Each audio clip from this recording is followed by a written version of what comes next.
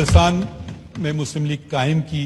बलूचिस्तान ना सिर्फ बलूचिस्तान मगर उस वक्त का जो सूबा सरहद होता था, जो अब खैबर पख्तूनख्वा, तो वहाँ भी वो गए और उन्होंने ये वो सियासी शख्सियत थी और उन्होंने ये मुमकिन बनाया कि ये दो सूबे जो अब पाकिस्तान के हैं और अब अगर उनका रुकबा जोड़ें तो पाकिस्तान के ख्याल में बहुत बड़ा हो जाएगा कि ये पाकिस्तान का हिस्सा बने।